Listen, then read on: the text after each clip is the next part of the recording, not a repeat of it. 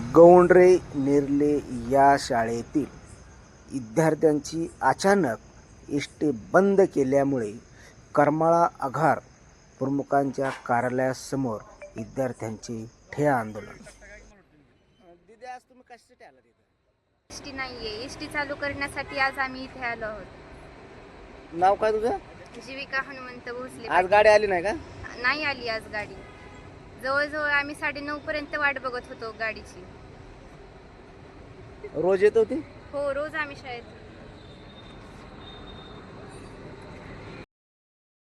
Karmala S T महामंडळाचे व्यवस्थापक आणि नेर्ले गावचे माजी सरपंच औदुंबराजे भोसले व त्यांचे शिष्टमंडळ आज करमाळा आगार प्रमुखांच्या कार्यालयामध्ये 200 ते 300 विद्यार्थी घेऊन ठिय्या आंदोलन करताना आपल्याला दिसत आहे की करमाळा ते कुर्डुवाडी बस तुम्ही का बंद केली हा जाब विचारण्यासाठी या ठिकाणी सर्व एकत्र आले आहेत आणि ती शाब्दिक चकमक होताना आपल्याला दिसत आहे. आपण हे सविस्तर पहा.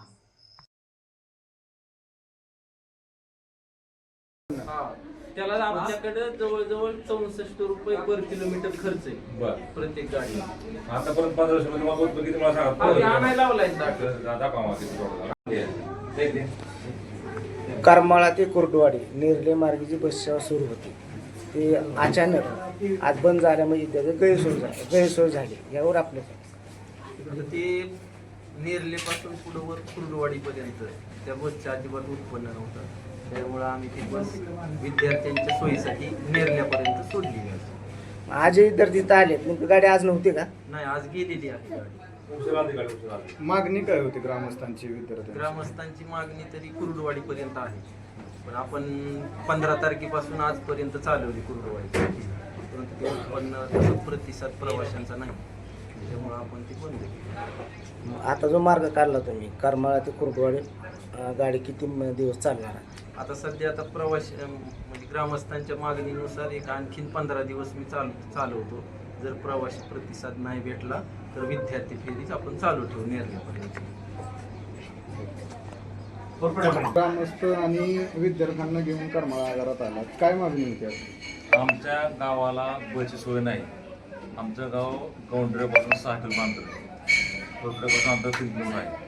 आम्हाला बाहेर पुढे जायचं म्हणजे की 3 किलोमीटर आणि 6 किलोमीटर चालायला लागते आणि आमच्या गावात सोय नाही. त्यामुळे आमच्या विद्यार्थ्याची अडचण होती. आम्हाला करमाळा यायचं बस आमचं नाही. आमची नेरले गाडी होती, पहिली मुक्कामाची गाडी बंद केली आहे. त्यामुळे आता आमच्या विद्यार्थ्याची खूप अडचण होती.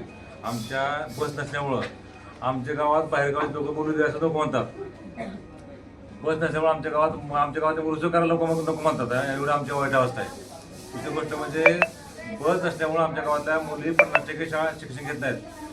बसची सोय नसल्यामुळं आमच्या गावातले विद्यार्थी सुद्धा 30% शिक्षण घेत नाहीत. त्यांना सोय नसल्यामुळं सोयच नाही कॉलेजला यायला शाळेला. त्यामुळे आमची मागणी आहे करमाळा कुर्डुवाडी गाडी आमची कायमस्वरूपी चालू ठेवावी. आम्हाला पुण्याला जाण्यासाठी, आम्हाला सोलापूर जाण्यासाठी, पंढरपूर जाण्यासाठी आमच्या कुर्डुवाडी हे ठिकाण चढायला महत्त्वाचं आहे. तिथं रेल्वे जंक्शन आहे, ती सर्व गाड्या थांबतात. त्यामुळे ही गाडी आमची चालू राहिली पाहिजे. आमची मागणी करमाळा येण्यासाठी आम्हाला बस पाहिजे. आम्हाला करमाळा तालुका आहे, सरकारी कामासाठी आम्हाला करमाळा यावं लागते. त्यामुळे आम्हाला बसची खूप गरज आहे. एक 15 रोजी गाडी चालली पण सगळ्या लोकांना गाडीची माहीत झालं नाही. सगळ्या लोकांना गाडीचा टाईम माहीत नाही. त्यामुळे 2-3 महिने गाडी चालू ठेवली तर सगळ्या लोकांना टाईम माहीत होऊन जाईल. गाडी कोणा कंट्रोल चालू शकते, त्याला पण मिळू शकतं. अशी आमच्या मागणी आहे. ही गाडी बंद करू अशी आमची ग्रामातर्फे सगळ्या आमच्या मागणी आहे. ही गाडी बंद करू नये. आजच्या चर्चेमध्ये काय मार्ग नाही?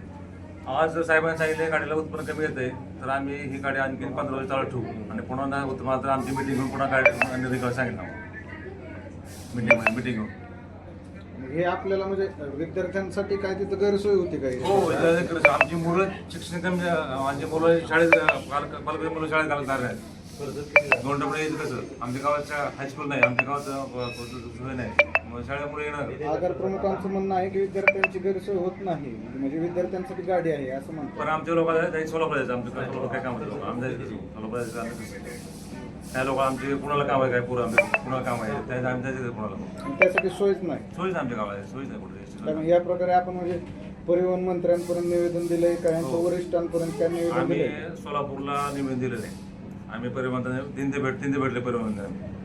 त्यांनी मला सांगितलं तुमची गाडी बंद, तुमची गाडी बंद ठेवणार नाही. आम्ही स्पष्ट आहे परिवहन तरी त्याचा आदेश घ्यायला काढलाय की गाडी चालू ठेवा, बंद करू नका म्हणून. ती गाडी आहे का चालू आता? गाडी चालू आज गाडी बंद केली, आज गाडी बंद केली, आज गाडी आज गाडी आली नाही, आज गाडी आजपर्यंत गाडी चालू होती आजपर्यंत. मग काय कारण सांगितलं आज गाडी न की येण्याचं? तुम्हाला उत्पन्न कमी आहे त्यांचं म्हणणं आहे. मग गाडी बंद करण्याचा निर्णय आहे का त्यांचा? आदेश असं म्हणणं आहे, उत्पन्न तुम्हाला आमच्या गाडीला कमी येते. मग त्यांनी आश्वासन काय दिलं आगार प्रमुखांना? 15 दिवसापर्यंत आम्ही गाडी चालू, तर प्रवाशांमध्ये कोणा आम्ही गाडी बंद करणार असं म्हणण्याचं म्हणणं आहे.